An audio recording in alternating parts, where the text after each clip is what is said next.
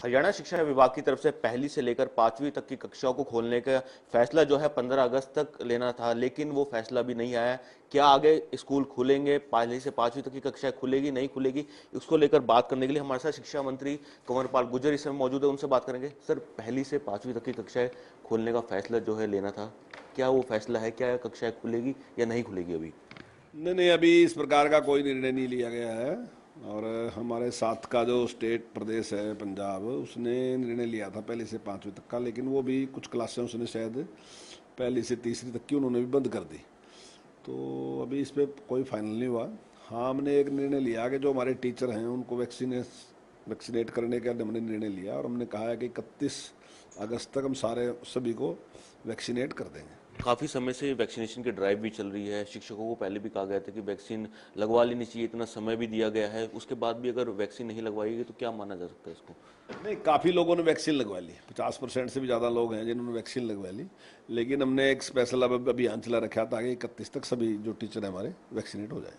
अच्छा, इससे हटके एक सवाल है। एक योग को लेकर जो है क्लासेस शुरू करनी थी, सब्जेक्ट जो है वो शुरू करना था, कहाँ तक वो फैसला गया है? उसके बारे में अभी निर्णय लेना, जैसे SCRT और हरियाणा एजुकेशन बोर्ड है वो मिलके एक सिलेबस तैयार कर रहे हैं, और उसमें हमने निर्णय लिया है कि जो आयोग है इसका योगा का, तो वो अपना सिलेबस बना के हमें देगा। तो जिस प्रकार से सिलेबस देगा उस प्रकार से हम लागू करेंगे उसको।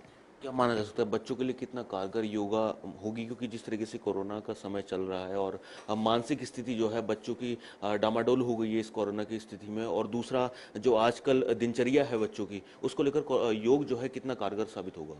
देखिए, योग तो सामान्य परिस्थितियों में भी कारगर ही है, और अगर कोरोना काल है उसमें भी कारगर है, बिना कोरोना काल के भी कारगर है। बच्चे अगर बचपन में ही इसको सीख लेंगे और जीवन में उसको अपनाएंगे तो निश्चित तौर से स्वस्थ रहेंगे। हरियाणा में जो ओलंपिक्स हुए उसमें सभी मेडल आए हैं, ब्रॉन्ज भी हरियाणा के खाते में आया है, गोल्ड भी आया है और सिल्वर भी आया है। और अगर बात करें खेलों को बढ़ावा देने के लिए किस तरह की तैयारी जो है वो शिक्षा विभाग कर रहा है? जो ग्राउंड्स की बात करें, ग्राउंड भी जो है शिक्षा खेल के लिए देने की योजना है वो बनाई है शिक्षा विभाग ने। खेलों को प्रोत्साहन देने के लिए सरकार ने एक पॉलिसी बनाई, और उस पॉलिसी के अच्छे परिणाम रहे, और खिलाड़ियों ने भी उसकी तारीफ की। जहां तक स्कूलों की बात है तो हमारा स्कूलों में प्रयास है, लेकिन कोरोना की वजह से अभी तक हम कर नहीं सके, मतलब उसमें एक बात आई है। जो आपने ग्राउंड की बात की, वो हमने एक विचार किया कि जो शहर में, खासकर विशेष करके शहर में जो ग्राउंड हैं, तो उनको हम लीज पे किसी भी जो उसका एक्सपर्ट है किसी खेल का, उसको हम दे दें लीज पे उसको, और उसके साथ इस एग्रीमेंट के साथ कि अगर हमारे स्कूल के बच्चे होंगे। मानसून सत्र जो है अभी शुरू होने वाला है, जो विपक्ष है वो तैयार है सरकार को घेरने के लिए किसानों के मुद्दों पे, जो कांस्टेबल पेपर लीक मामला है इसको लेकर सरकार कितनी तैयारी है? देखिए, विपक्ष तो हर बार तैयारी रहता है, लेकिन आपने देख लिया आज तक की तैयारी कुछ काम तो आई नहीं, जितनी बार भी तैयारी की है।